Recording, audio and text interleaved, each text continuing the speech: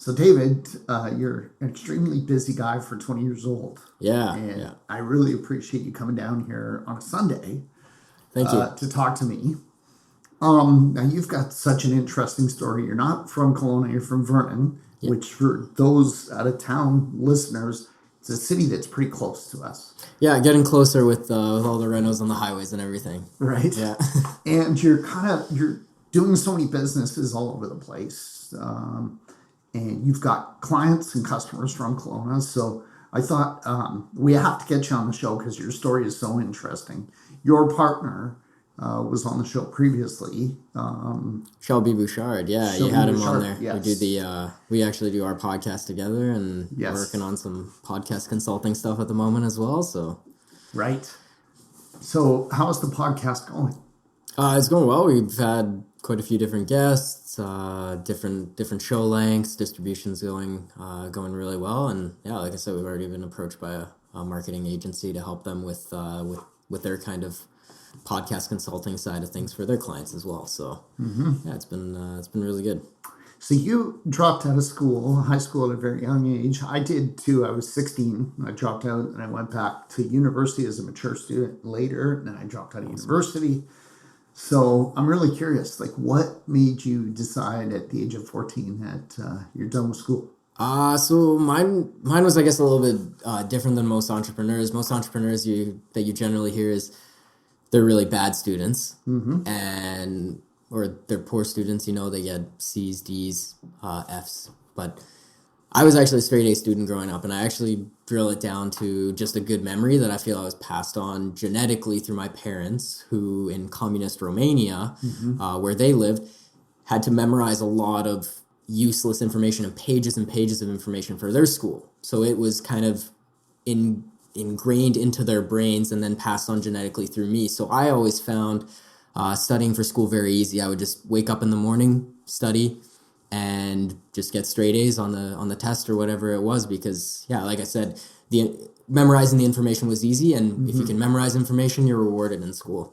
My big issue came when I was constantly told every year by my teachers, oh, it'll be harder next year, it'll be harder next year, it'll be harder next year. And that was in elementary school, and then they said, oh, don't worry, once you get to high school, it won't be this easy anymore. And yeah, grade 8 happened, and I was still like I said, just straight A's, barely had to study. But this is where I actually starting to grow up a little bit more, going through puberty, things like that. I was starting to actually clash with some of my teachers as well. I had some really great teachers, but I also had some teachers that didn't really, understand me. I was always asking questions to delve deeper, questions like, why do we have to learn this? Where is this going to be applicable in life? Questions that they couldn't answer a lot of the time because of the material that's taught in school. And that got me sent to the principal's office quite a few times, or kicked out of the class, or whatever it was. So I was running into those kinds of issues until I just kind of came home one day fed up, and I just told my mom, I said, I'm kind of done at this point. I don't really think it's going to be worth it to move on for this much longer and go through school for the next 4 years. I think I can get further on my own. And how did your mom react? Super supportive, actually. I got really lucky to have such a supportive mom. My She dad understood that totally. you were just way beyond what the school had the capability. Exactly. I mean, I don't know what it was that she was able to kind of see in me, but she always kind of pushed me to do what I wanted to do and whatever I was passionate about. So when she saw that I was unhappy, her biggest goal was, how do I get him happy? And clearly it's not going to be by forcing him to stay in school. So yeah, she started researching other options, and we found out that I could get further ahead and maybe even complete it faster online, which I started to do. And then after a year of doing online courses, I was already writing provincial exams with kids that I was playing soccer with that were a year or two older than me. I would be in the same provincial exam room as them. But I still was struggling with the fact that I would never use this information again, and why did I have to learn it? Yeah. And why did I have to go through it? So I just felt like I was wasting really precious years of my life that I wasn't going to get back, where I didn't have responsibilities or kids, a wife to look after, and I wanted to make the most of these years. Yeah, that makes sense. So you went to Calgary. When did you move to Calgary? I didn't actually move. I was just going to Calgary and Toronto for different networking events. Okay, so getting on an airplane. Yeah, actually getting on an airplane when I went to Toronto, because that's where my dad still lives. So, and obviously I'm not going to drive 5 days to go to Toronto. Right. But for Calgary, I was always driving because I was trying to keep expenses as low as I could. So I was driving like a Volkswagen Golf or something at the time. So that's about $120 in gas to get there and back, and then stay at an Airbnb or some friends I made after the first time I went. I stayed at a hotel. Then I made friends, and I was able to stay with them for free. So yeah.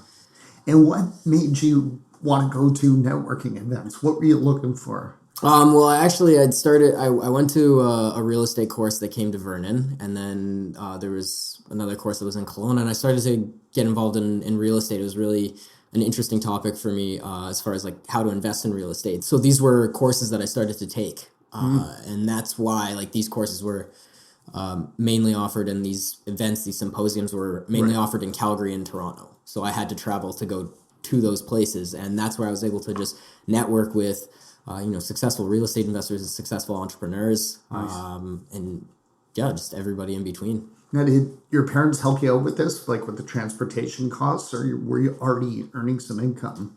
So when I was 15, my mom went through a tough divorce, and I had we were surfing couch to couch with friends. We were living in like a few suitcases with all our belongings in Vernon. Yeah, so. We didn't have much, and that was the first time where I actually had to like stop everything that I was doing and go get a job. And I wanted to like learn how it was like in the workforce as well. So I actually got a job at a local company. You have it in Kelowna as well, Nature's Fair. Yeah. So I worked there, and you're 15 at this point. I was 6. I just turned 16. Yeah. Yeah. So I was 16 and working at Nature's Fair.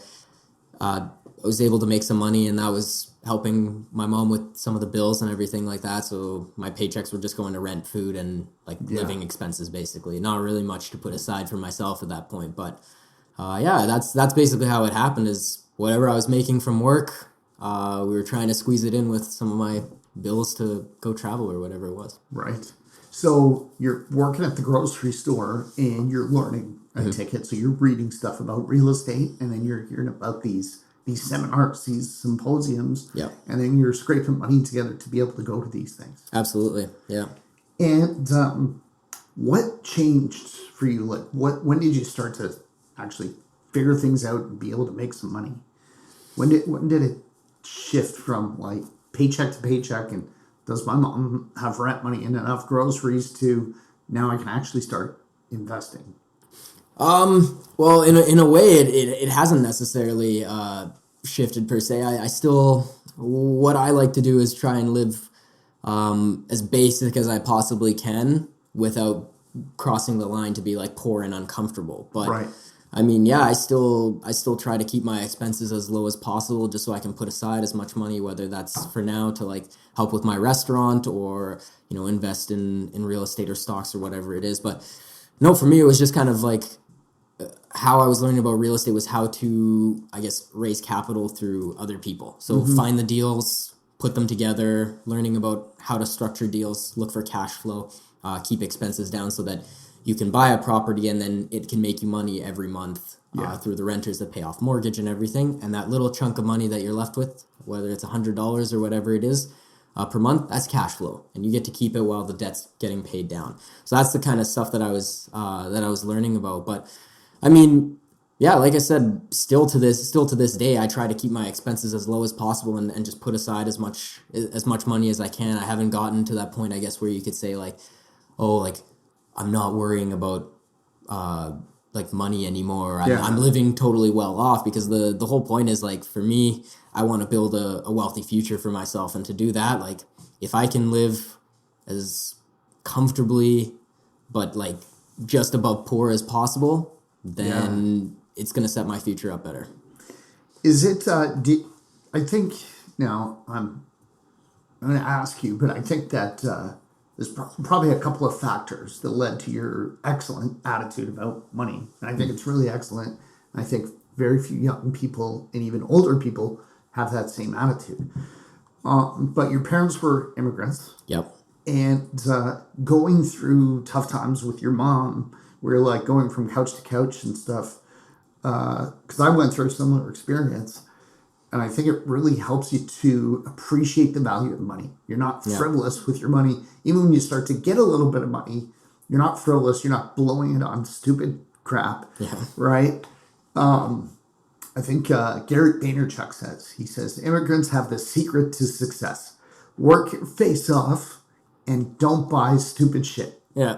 Don't spend money. Don't spend money on everything. I've heard the same thing, and no, you're right. It's a really good catch on your part. That's something that especially was kind of beat into me, especially by my dad and grandparents and family back in Romania. Was, that's the thing. Work as hard as you can. Put aside as much money as you can. The only secret sauce that I was looking for, the extra piece was, now what do you do with that money? You use that money to actually go on the offense, and you do something positive with it that's going to develop wealth. You don't just sit on it and save it, because with the way the world's going, you're not going to be able to save for retirement like you used to. Right. You're going to need to invest for retirement. So putting aside money so that you can invest it, whether it's in a business or an asset, whatever that is, real estate, stocks, commodities, whatever kind of asset you want to invest in, something needs to be invested to have wealth for retirement, for your future, for everything. But yeah, it was that was something that was partly beat in from my parents, but also just through, like I said, kind of just like looking around me and seeing not only who do I want to be like, but who do I not want to be like, right? And then watching their behavior. Do you have some examples of people who you decided you wanted to be like? Famous people? So Gary Vaynerchuk's a big guy that I follow as well. I think that's I think he's got a good formula to what he does. He works really hard. A part of me like that. I also really I loved Elon Musk's biography. I really like the way that, again, these are people that you look at successfully, that they're successful financially, yes. They're also successful in the business world. For me, the success I see is the success that they have in business, mostly. I see money kind of as a byproduct. I know that I kind of made peace with the fact that I'm going to be well off financially one way or another for the rest of my life, because I don't really need much. Coming from an immigrant family, I don't need to have, the nice watch, the nice cars, the big fancy house, fly on private jets or whatever it is. I'm perfectly happy living on $30,000, $40,000, $50,000 a year because I've been doing it for so long, right? But like for me personally, the magic number is like, if I can make $10,000 a month net, that's more money than I know what to spend. Right. So that's not the success I'm after. The success I'm after is the business success. So you see people like Elon Musk, you see people like Richard Branson. These are people that never really, they might look like they're living glamorous lives now, but these are people that didn't take a lot home in the beginning phases of their business and just pumped it right back into their business as much as they could to allow it to grow. Very smart. Very smart. What do you tell young kids when you see them, they get an extra $200 and they go blow it on stupid shit? Like, do you just turn away and ignore them, or do you tell them, hey, smarten up, dude? Well, I mean, it really just depends on their circumstances and whether they're able to see it at the time. Like, it doesn't, does it bug me to a perspective? I don't know. It can, not necessarily for me. Yeah, I'd like to see them do something more positive with it, but it's up to them if they want to have that shift in mindset, because if they don't see it, then they're not going to understand if I start blabbering to them what to actually do with that money. So no, it doesn't necessarily bother me at first. It's just the only time I would be bothered by it is if they're complaining that, oh, I don't have money to invest or anything like that. It's like, well, yeah, because when you got your bonus and your paycheck, you spent it on weed and alcohol, right? And so you can go party on the weekends, or you bought, table service at the club. So these are little things that people need to start auditing and figuring out for themselves if they're complaining. If they're perfectly happy, good on you. Right. So you started a restaurant when you were 19, I think. Bought a restaurant, yeah. I didn't. So it was an existing restaurant. You bought it. Yeah. So you had saved up enough capital to be able to do this. Not quite, actually. No. So through the connections I made in real estate, I was able to partner with an investor who's got a very successful company in real estate, and I was able to partner with him and purchase this. So more on the silent partner side. I run day-to-day operations. We talk about overall growth and where we want the business to go, because there's a bigger vision. This isn't just a one location shop. We saw potential with the product, and we saw a brand that maybe needed some nurturing to get it to the next level. So he's the silent partner. You're the operations guy. You're running this thing day to day. Yes. What's it like going in as the 19-year-old and having people work for you? Most of them, I'm guessing, are older than you. Yep. Most of your staff. All of them. Did you have any pushback with some attitude like, hey, I've been in the restaurant business for 15 years. Like, who are you to tell me? Did you get a lot of that when you started? In a way, I had there's a few people that I hired and then let go, and then they, like one guy in particular that was very unhappy when he was let go, that he was working for a 20-year-old. The most pushback, I mean, I have a great relationship with all my staff and my chef, especially my head chef especially. But the main reason I have such a good relationship is because I respect them first. They respect me because I respect them first. And that's what I realized was going to be my biggest asset going into this, because I might have worked in a deli for 3 years, but I don't have the same experience as my chef who's been in the restaurant industry for a decade. So for me, I come from a place of more of a humble attitude than I do from I need you to listen to me regardless of how long you've been in the business. I come from an attitude of, okay, well, tell me what you've seen and what you've experienced, and I'll come at it from a fresh-eyed perspective, and maybe we can find a healthy medium or the best way to possibly go about this. So I have a really good relationship with my staff for that reason, because, like I said, I respect them first, and I really take their opinions to heart, because, like I said, a lot of them do have more experience than I do. I might know a little bit more about the business operations side, but do I know more about the restaurant industry? Not necessarily. Right. So all that information is super valuable, and I'm learning on a day-to-day basis. So I think my most valuable asset from being 19 and getting into a business, let alone the restaurant industry, which is one of the hardest businesses there is, was just to keep as open-minded as I could. So focus on stay in my lane where I know that I'm very good, which is marketing, branding, promoting, and take the advice of the people around me that actually know what they're doing. Yeah. Right? That's excellent. So did you have many surprises? You're obviously a very hard worker. You don't mind the long hours, I'm guessing. Yeah. Did anything surprise you about it? Because I know restaurants. Yeah, I was in the restaurant business. I also worked at a grocery store. And I wish I had worked at the grocery store before, because I understand a lot more now about costing and margins and things like that. But, and I know it can be very tight. Like, you can be very successful at a restaurant, but a couple of tweaks in the wrong direction and it can fail. 100%. When you're breaking down a profit and loss statement, I mean, you have your gross revenue, what you brought in, but then it just starts being hacked at. I mean, you're looking at food costs. Generally, you don't want it to go over over 33% or so. That's kind of like the top performers have at the very most that, if not less.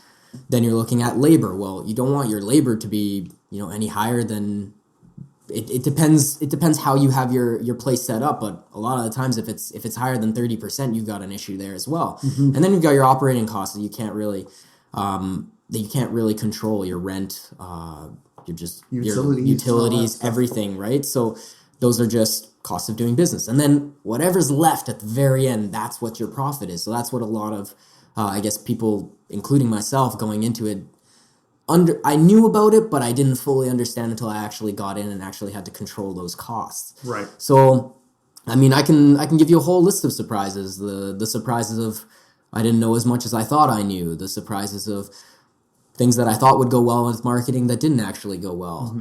How many emotions there are in a restaurant, whether that's for myself and for my staff as well, which is totally understandable. It's a high stress environment. How many customer issues you'll learn to deal with. I mean, I'm getting surprised every single day basically still. And it's over a year now since I took over. So it's been an enlightening experience and definitely a lot to learn. Do you really enjoy it? Absolutely. Absolutely. I wouldn't be doing it if I didn't. Honestly, I would I have. don't think you could because it's like the hours are so intense Yeah. and the intensity of it. Like if you don't love it, Yeah. you probably say, I'd rather do something else. Yeah. And I mean, I'm at an age where I don't want to be wasting my time doing something that I'm not enjoying. I'm as young as I'm gonna be basically at this point. Well, everybody's as young. But anyways, yeah, I'm at an age now where I just want to do anything that's going to give me experience, and I'm going to learn as much as I can from it, but I also want to be happy while I'm doing it, because if I'm not happy, then I'm not going to be performing at my best or my optimum level. So yeah, that's basically it. Now, you mentioned you have plans to expand. Absolutely. You're getting this formula dialed in. You know what works, what doesn't, and you're still learning. Do you see yourself doing this 10, 15, 20 years from now? Like, is this your passion, restaurants? Or is it kind of means to an end? My passion, if I'm going to be honest with you, my passion's not restaurants. My passion's business. Yeah, I like food. Food is a hobby for me, but my passion is running businesses. I'm a marketer. I'm an operator. I'm a promoter. I basically, like, when people ask me what I do day to day, I just say I'm a firefighter. Like, obviously, you follow Gary V, so you know the same kind of things. It's my job is not necessarily making the sandwiches every single day. My job is putting out the little metaphorical fires that are in my business.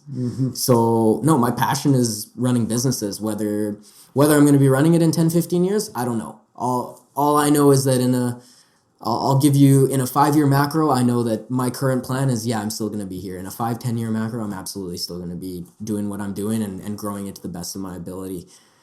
Do I know what's going to happen after that? I don't. Things in life happen all the time. Somebody in my family could get sick. Something could happen with my investor, and we might have to part ways. Like, who knows? But all I know is right now I'm going to execute as best I can and grow with the long-term vision in mind of multiple locations. Right. And the business of restaurants is so difficult that if you can master this, you can probably get into almost any other type of business and figure it out pretty quickly.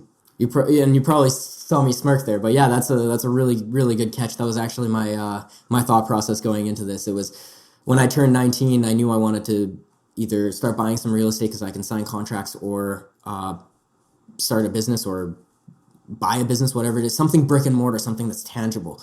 And then I realized that when you're 19, you still need 2 years credit history to actually purchase a home. So for me, I would have needed a co-signer, which kind of started to take things out of the question for now, at least.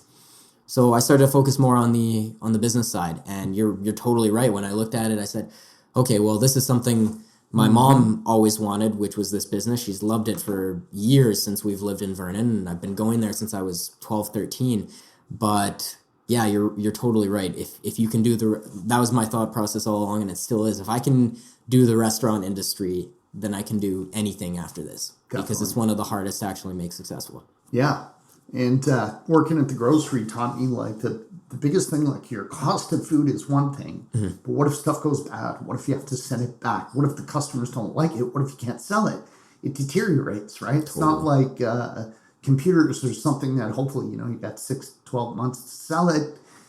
Try a different marketing strategy. If your steak is like 3 weeks old, you can do all the marketing you want, you're not going to sell it. No, right? you gotta get rid of it right away, and that's absolutely it. I mean, I was fairly bottom of the barrel until I was about to leave. That's when I started to get more responsibilities. I was promoted to the store events coordinator literally a month before I told them about the fig that I purchased it. And that was a tough scenario, because now I'm looking at a company which clearly I value and has incredible management and executives at the top. People that I can look up to and absolutely grow from, and they're entrusting me with more responsibilities. I could clearly grow bigger in this company, but there's still this itch that I needed to scratch. Yeah, and it's one of those things that's like, okay, I can always go back and be an exec at a company, but am I going to get this opportunity?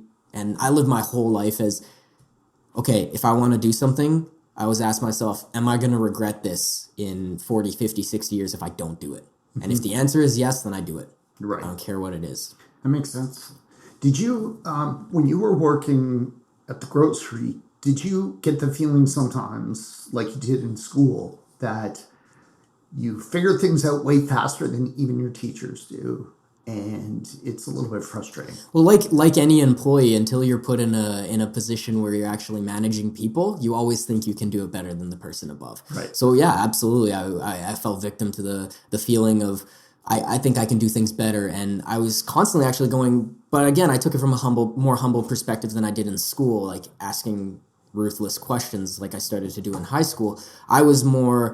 I wanted to bring more ideas to the top level executives. Like, I think this is something we could try out. I think it would be really positive. And sometimes they took my ideas, sometimes they didn't. But just showing them the ideas and showing that I wanted to help this company grow was valuable for me. And yeah, absolutely, I had my issues with managers. I'm actually surprised they kept me around for as long as they did, because I definitely had my issues where I was having trouble taking or accepting things that were told to me, and or respecting authority, as they call it. But yeah, I always thought I could do it better, but it definitely, like, going into the FIG, it humbled me when you actually start to have people underneath you, and you start to see some of the stuff that you were doing. But yeah. Absolutely. Right. I wasn't an easy employee, and there's a lot of people that can probably attest to that. But you did get promoted, and you did accept some of your ideas. So knowing what you know now, what would you tell a young person that wants to be recognized and to get themselves promoted, rise up the corporate ladder? Not everybody, I think, is meant to be an entrepreneur or a business owner, but some people do want to really contribute to their company. They want to be respected. They want to get promoted. What is the best way for a young person to handle that? So you want to push your ideas forward. Sometimes your boss is like, hey, I don't want your ideas. How do you navigate that in a way that you don't piss people off, but you can move yourself forward? Well, it depends. So you need to audit the situation that you're in and understand if the executives and your bosses are actually willing to take your ideas. Because if they're closed-minded like that, then you shouldn't be bringing those ideas, and maybe that's not a position that you want to grow in. Right. I was very fortunate that I could speak to some of the higher executives about my ideas, and they were very easily accessible. Nice.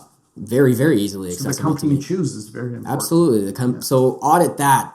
What kind of company are you in? And if they are a company that's willing to take your ideas, then it really comes down, in my opinion, to two aspects of it. Aspect number one, put your ideas together, make them as tangible as possible, show them how they can actually do good for the company from a financial perspective, like really break down, okay, this can drive this kind of revenue for this reason. So really break those aspects down. And then from the emotional perspective, understand that they might take your idea, they might not, but you learn something from putting that kind of presentation together in front of them. And also work your ass off every single day, because you haven't done anything to prove that your idea is actually going to work. Right. Understand that you're nothing yet.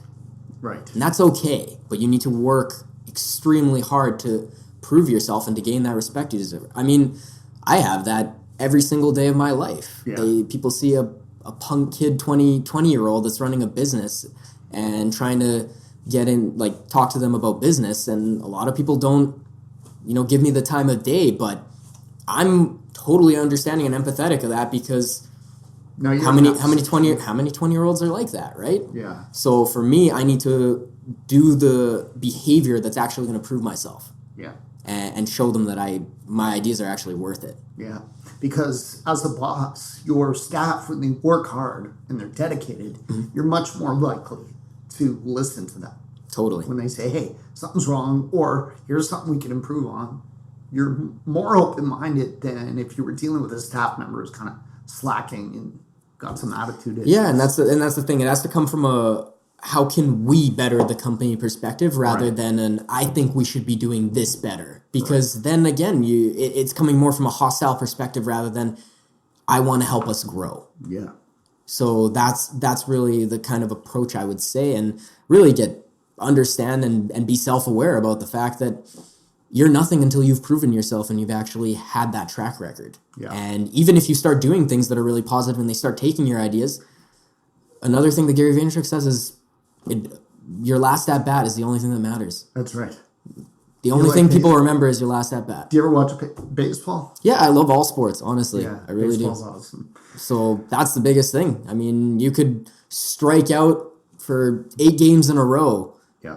but if you hit a 3 home run game or a 2 home run game or whatever it is in your next one, that's the only one people are going to remember. Right.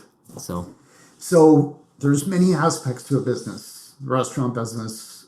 We talked about food quality, obviously, and cost is so important, right? Keeping your costs under control. And obviously, revenue is extremely important. One thing we didn't talk about, but I find, when I'm spending money and I'm going to restaurants, I want a great atmosphere. And I can always tell almost instantly if the staff like their boss and respect their boss. I think it kind of has to be both. If they like their boss, but don't respect them, the service isn't really that great. People are kind of not paying attention. If they don't like their boss, but respect them, you'll get good service. Like things will arrive on time and so on, but it's not a place you want to stay longer and have that extra dessert and so on. Yeah. So if they like their boss and they have a lot of respect for their boss, to me, that usually makes a great atmosphere in a place. But tell us some of your marketing expertise, because if people don't know how great your place is, they're not going to come in unless someone tells them about it. How do you get people to come in? How do you get people to notice you?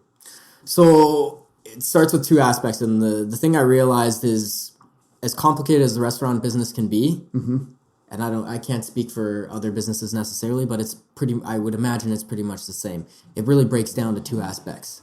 Do you have a good product? Yeah. If your product is good, then now you can start marketing it.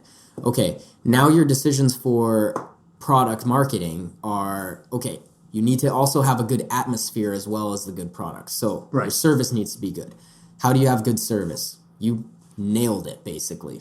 Your employees need to be passionate about what they're doing as well, and they need to care about the customer, and they need to be respectful. How do you do that? Again, it goes back to I need to respect them first, and it starts at the top. Yeah. Leaders lead by examples. A boss tells an employee what they want them to do. Right. So I need to be the North Star and basically show my employees through my actions what I want them to do as well. Right. And so you're not sitting in the corner smoking a cigar and bossing people around. No. You're working. No, and again, like that's the aspect. When I need to, I jump out there and I'll deal with customers. I'll help out where it needs to be. My time is better spent doing marketing and promotions and business development. However, exactly. However, and they can see that I'm working, the same hours, if not longer than them. And that's the value that happens there, because they see that I lead from example.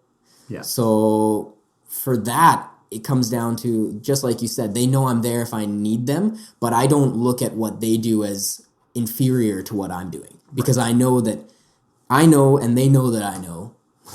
It's a complicated sentence, but that what they do is the core of the business. Yeah. The business doesn't run without them doing what they do. Right. And that's the most valuable thing to me. So that's the one aspect. You also have to be very good in caring about your customers. Your customers are going to be the root. They come back. Word of mouth is huge. So having a good customer experience is probably one of the top of my marketing methods. Making sure that everybody that comes through that door is feeling like they're getting more in value than they paid for. Right. And I mean, with cost of goods and food prices going up, it's getting a little bit harder, because you're now when you're eating out, you're not spending less than $10 like you used to. A lot of times you're spending more than 10. Sometimes you could be spending close to 20, depending on what you want. You want a drink and a dessert with that too, you're looking at $20. So to add that value, or the perceived value, is the biggest aspect. So that's where my marketing starts. But one thing that I started doing that a lot of people in Vernon weren't doing, there was a really great coffee shop, or they're still there and they're still at the top of their game, is Ratio. And they were doing a lot of Instagram marketing. Basically, their big business model was on Instagram, and it still is. And they do really, really well for themselves. They continue to do well. So I wanted to kind of use a similar model there, but I also wanted to look at the white space. Where can I market where people's eyes are that not a lot of people are on? I saw Facebook as that. place. Really? There wasn't, believe it or not, as many people that there was on Facebook, as many eyes as there were on Facebook, there was not a business that was dominating Facebook. Not, especially not in the food sector. So for me, that meant I've always been an outgoing person. I've loved the center of attention as well. So for me, it meant getting on camera and doing contests, giveaways, promoting through video. I also took that into the Instagram place. So I would use, I'll use like the behind the scenes kind of stuff that happens in my kitchen, and I'll joke around with my staff and play around with my staff and everything like that. And I'll put that on Instagram stories. I'll put the best and nicest pictures that I have on Instagram. And I'll also promote those on Facebook as well. I tell my story on Facebook, long form written content as well, attached with some pictures. So those are the kind of marketing tactics I use. And then I also get myself out there in the community. I go to networking events and I meet people in person and try to business develop that way. I business develop with local businesses by partnering for different events and things. Catering and Exactly. things like that. Yeah. So partnering for different events or whatever that is, but really like trying to get my name out there. I've got the podcast with Shelby. Like my Rolodex has grown ridiculously. And I had a good one because I was at Nature's Fair and meeting all these people. But now that I'm in the business community, I was able to turn on those assets that I had from working in the deli and constantly being in contact with all these people. But now also going to networking events, I've completely grown my network of people, and I'm still continuing to grow it every single day. So that's a big aspect of it. Like I said, the podcast. I also have a local TV show that I started with a video guy that I was doing called Local Eats, where we outline local restaurants and places to eat, and we do games and different stuff, kind of like a You Gotta Eat Here style, if you ever seen diners, drive-ins, and dives. So let me ask you, you're in a way you're in competition with other restaurants, but in a way you're not. Like I like to think of it as Kelowna, and I guess Vernon too. I haven't spent a ton of time at Vernon, but Kelowna is just such a great place to go out and eat. Yeah, there's dozens and dozens of great places. So we want Kelowna and Vernon to be known as a destination for people who love to go out and eat, right? So in that sense, we're kind of helping each other by bringing people to the city. But how do you manage that? So you want to promote your own restaurant, and you don't want to badmouth anybody else. No, absolutely not. And the big thing is that I look at, that's another reason I feel so blessed to be in the food industry, because unlike different industries, like let's just use trades, for example. When you have a good plumber, you only use that plumber. When you have a good electrician, you only use that electrician, and you only tell other people about that electrician. Correct. But when you're in the food industry, you're not going to be able to eat tacos, breakfast, lunch, and dinner for the rest of your life. Right. You're going to want to try different things, and your tastes will change all the time. So even if I have a slow month or something, my next month after that could be the busiest month that I've had yet, because people's tastes are always changing. They might not come for a little bit, and then they might come back every single day of the week because they like it. And that's the beauty of food. If you can like narrow down what you do and do it the best, that's why the most successful restaurants in the world, most successful fast food places in the world, you break them down. What do they do best? Tim Hortons does coffee and breakfast best. That's the busiest time for them all the time. Yeah. McDonald's, lunch and dinner, they do that the best. Big restaurants, specifically dinner, steakhouses, these kinds of things where they do higher end food, but they pick one aspect. The restaurants that don't do so well are the restaurants that have everything. They call it something for everyone, right? So they have Greek food, they have Italian food, they have pasta dishes, they have pizza, they have Asian food, they have sushi. And it's like they try to do everything so that they can be a one-stop shop for somebody to come in and be like, okay, well, I feel like sushi today, but I feel like pizza the next day, so I can still come to the same place that I love so much. Unfortunately, that's not how people work. Right. People work with brand. They work at what is the best brand that does this type of food, and I'm going to go there when I have that craving.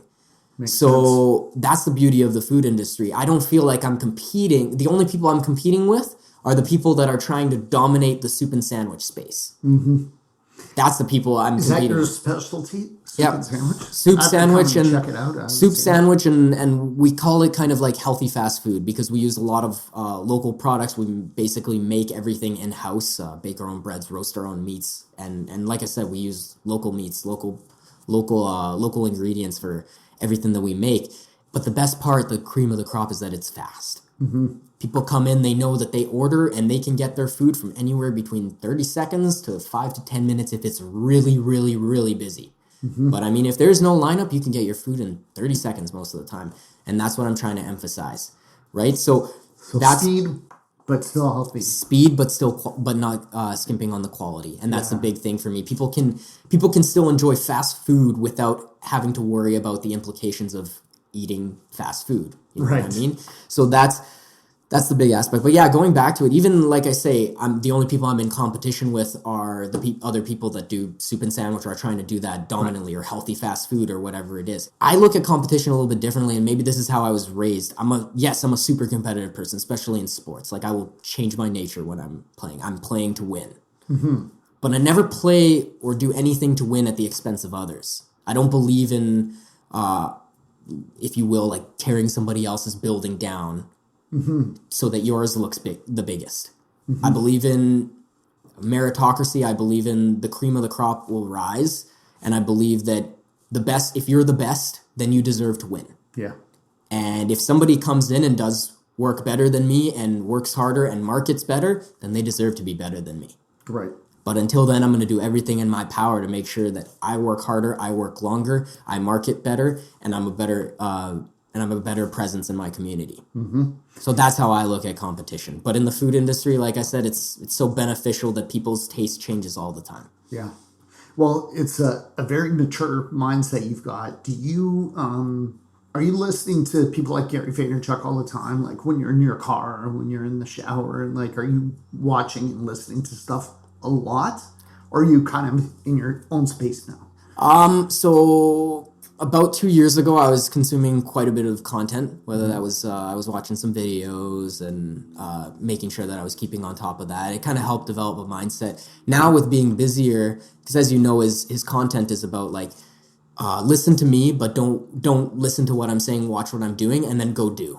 His goal is he doesn't want people to listen to him anymore. Yeah, just sit so there for and me, watch them. so for me, I wanted to help develop the mindset and get the wheels turning, and then I was gonna just go out and do, and that's what I'm doing every day. I watch and listen to him all the time?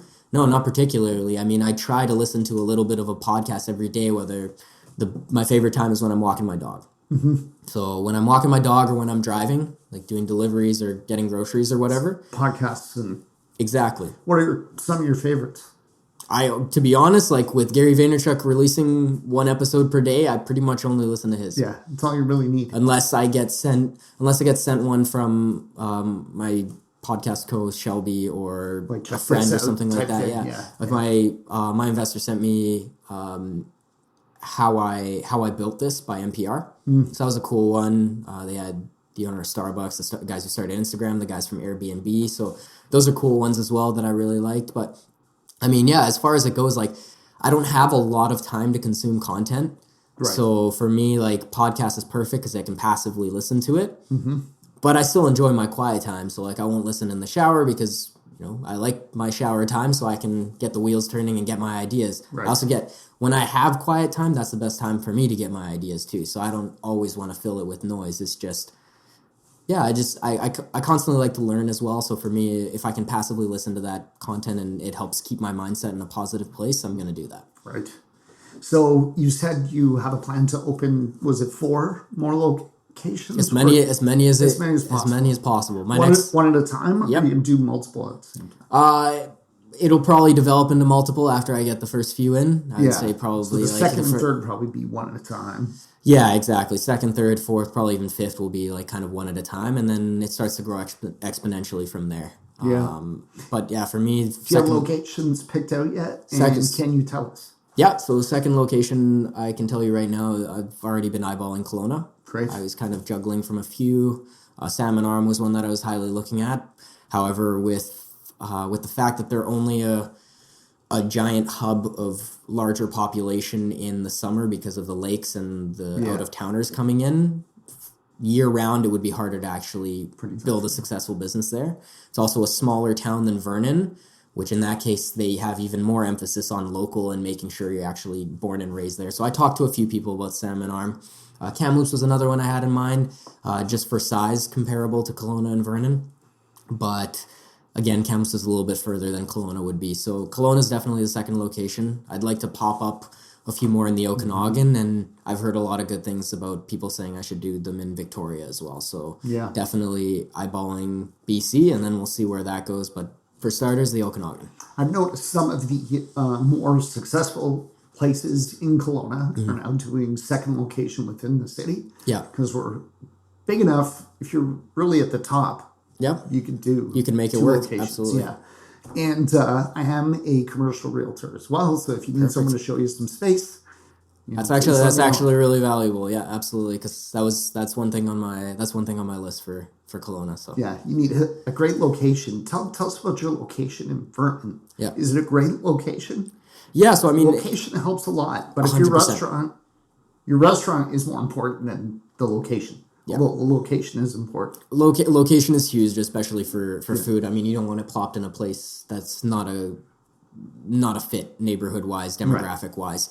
Again, the benefit with food compared to other places, demographic wise, is that everybody needs to eat. Right. Yeah. So you can basically get pretty lucky that way, that you can plop them anywhere and they can be successful. Yes. However, yeah, you want it in a place where there's a lot of traffic. So for me, the benefit of my current location, again, I got lucky. This is just where the previous owners had it and I just took over. But it's right downtown. It's actually across from Nature's Fair where I used to work. Right. But yeah, right downtown. Lots and lots of foot traffic, especially from the business community downtown. And lots of people coming in and constantly going out. The only thing I would think for my second location is I'd be looking potentially at drive-through style, or at least a little bit more parking on site. Yeah. Currently, there's just street parking available, and that's a little bit difficult because Downtown Kelowna can be a little challenging for parking. Yep. So when it comes to locations, Yep. do you feel, I realize it's only your second one, but do you feel it's maybe a little easier, more efficient to buy an existing business and transform it like you did last time? Because you've got the assets there, you've got the kitchen, you've got the tables, the chairs, the location. It's pretty expensive to start something from scratch and buy new equipment. 100%. So would you be interested in finding something like where the owner's retiring? 100%. I mean, I'm a deal hunter when it comes down to it. I like to get things, like, for example, I'll tell you a story just that happened last week. One of our sandwich tables broke, which is a sandwich table and refrigeration unit. So those are pricey. They go for anywhere between $2,500 to $5,000 for the model that I was looking to replace. But you can spend close to $10,000 even per unit. So that was a pricey unit to break down. It kind of sucked. And I realized that I was going to be out of pocket quite a bit of money. However, I was going to make the most of that situation. So for me, I talked to my chef. Again, so lucky that she's so resourceful, but she found a few different options. So we had a restaurant auction that was lined up in Vernon. That doesn't happen very often, but it was just a coincidence, I guess. Coincidence, if you believe in that sort of thing, that it was happening that weekend. So 2 days after our sandwich table broke down. So that was option number one. Option number two, there's another restaurant that was kind of closing its doors and they were looking to sell their prep tables. So we went to take a look at that one. That actually looked like a good option. That's awesome. Option number three, my chef has a friend whose parents they collect items, and her friend's father had this sandwich table that was in the garage that she remembered seeing. So we decided to give them a call and see if they would be willing to let us take a look at it. Now, I don't know why, but this guy had a brand new refrigeration sandwich table in his garage. That's brand amazing. New. Never even plugged in. And we managed to strike a deal that worked for both of us, and we got a sandwich table for 50% of retail. That's amazing. And it was a win for him because he got it out and he more than likely made a profit on it. I don't know how he got it in there, but we got a brand new table for a very, very good price. Yeah. I think that testifies to the power of networking. When your 100%. Rolodex is blowing up, like you said, you can always come up with an idea. I'm going to call this person, see if they know someone. Exactly. You can usually find what you're looking for fairly quickly. Yeah. And when you open your eyes to those opportunities, they kind of start to fall into your lap. Like in my chef's case, she's got an amazing memory. So for her to remember that she went through that garage and saw that, Yeah. was incredible. That's awesome. And like I said, to have her on my team was incredible, especially for that moment. Right. So, what's your best piece of advice for a young person who wants to start their own business, either now or in the future? So I would say two things. If you're like me and need to scratch that itch right away, do it.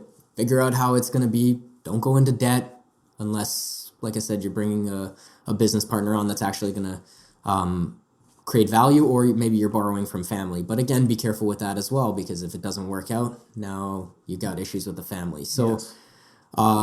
be self-aware on whether you actually think you can be successful with it, because it is a big risk to jump into. I mean, I still think about it every single day. I mean, I haven't taken a paycheck from another company for the past year, and a little bit over a year. And it's frightening, but it's exciting at the same time, because I create my own fate at this point. I'm in charge of my own fate. I can go to work if I want. I don't have to go to work if I don't want to. Yeah. So there's a benefit to it, but understand that you're going to need to work hard as well. So there's two aspects. You're either going to jump feet first and start it right away.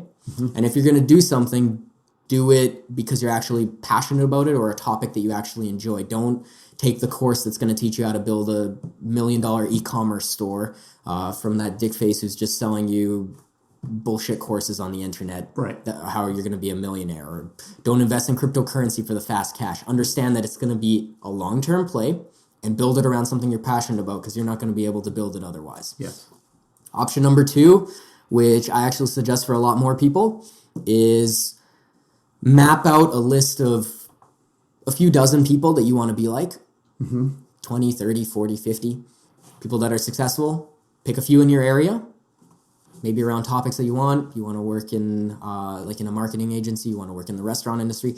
Map out people that are successful, owners, operators, executives in your area, and then map out a few that are not in your area that you would maybe actually take the flight to Los Angeles to be around that person, and find a way to get in contact with them and bring them value by saying, hey, you need, like, if you have a talent, like let's say you're good at making videos, hey, you have I'll make videos for you for free for a year, or I'll be your assistant for a year, or I'll be around you for a year, I'll scrub your toilets for a year. Figure out how you can get in that person's life and around them, and do it for free, because that's the easiest way you can get in there. Gain your experience and then go off on your own after, or you might enjoy working with them so much that they might offer you a job, and then you might want to work with them because you enjoy it so much. So like I said, figure out those two aspects. I would honestly, if you're unsure and afraid of the risk, I would go with option number 2, because you can easily get a bartending job at night. Right. Yeah, you might come home at midnight or 1 or 2 in the morning, and then you got to go to work at 7 or 8 a.m., but that's something you got to do. I mean, when I was working at Nature's Fair, I was also running a cleaning business and trying to build my real estate wholesaling business simultaneously. There were mornings where I had to work at 5 in the morning to open the deli. So I had to be at work at 5 in the morning. But all that night, I had employees that didn't show up or were scooping up new cleaning contracts. So I had to clean from 10 p.m.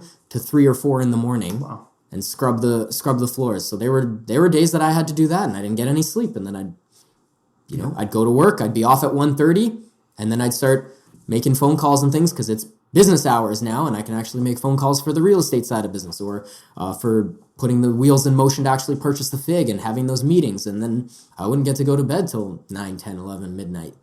So understand that it's going to be hard work no matter what you're doing, but at least be passionate about what you're doing. Yes. And understand that you can take the short term working somewhere else to subsidize it, or maybe if you're resourceful and you can actually make money flipping stuff. I mean, there's good opportunities from going to garage sales, thrift stores, whatever it is, and flipping stuff on eBay, buying stuff on Marketplace, flipping it. So if you can do that, then do that. That's obviously a more entrepreneurial route. But if you need to just subsidize, bartending job's easy to do, or whatever else job that you can do during the night, and then during the day you can go hard and work for this person for free or whatever it is. Yeah. Well, it's very impressive. Everything you've told me, I've learned a few things today, believe it or not. And I'm going to encourage every young person I know to listen to this, because I think you're a great example. Thank you. And I hope when you're older and fabulously wealthy, which I know you will be, that you will take a little time and try to teach young people, because I think you're an amazing example and more young people should try to be like you. I appreciate it. I think to elaborate on that, they just got to be more of themselves. Yeah. They say, I like the saying that I heard, you can't be anything you want to be. We were beat into that from a young age. You can be anything you want to be, honey. No, you can't be anything you want to be. That's the hard truth. But you can be the best of what you already are and focus on that. It's funny you say it, though, because I've actually spoken at the Okanagan College here in Kelowna at a small business management class. I'm going to be speaking in Vernon as well. So that's a passion I have, as well as speaking for people my age and kind of sharing my stories. I don't like telling people what to do, but I can share with you my experiences and the values that I've learned from an emotional intelligence standpoint. Fantastic. That's amazing. Would you like to nominate someone to come on the show? Well, I met a few people from coming here to the Okanagan Real Estate Investment Group. So there's a few people that run that one. Jason Mosley would be one of them. He's a mortgage broker. I think he's actually working in insurance right now, but also runs the real estate group and invests in real estate as well. Jeff Hoffman and Julie Hoffman, his wife, both of those would be very good, valuable members. They also invest in real estate full time here, and yeah, they've been great people to talk to. Yeah, I know Julie as an acquaintance, and I would love to have him on the show, so that's great. Yeah, and actually one that would be really good now that I can think about it is Taylor Horsting. He works at Coast Capital Savings. A really incredible guy, great presence, and great voice for this too. So somebody who's added a lot of value in my life and is a dear friend of mine is Paul Phillips. He works for RBC Dominion Securities in Vernon. Incredible guy, great story. We actually had him on our podcast. You can listen to that. It was episode 2 if you want. Okay. And yeah, I think he would be a really valuable asset. That's great. Well, if I keep having people from Vernon on, I'm going to need to change the name of the show a little bit. To I Love Kelowna and Vernon podcast. And Vernon and Lake Country and West Kelowna and so on. But maybe we could call it I Love the Okanagan. I Love the Okanagan podcast. I like it. All right. Thanks so much, David. Hey, thanks, man. Really appreciate it. Luke Mankus is a realtor. He loves what he does. We asked Luke if he had any regrets about moving here in 2011, and he always says, yeah, one regret, and that is he didn't move here sooner. When Luke came here, he didn't know anyone. He didn't know the neighborhoods or anything or anyone besides his daughter, who was 6 years old at the time. So he knows what it's like.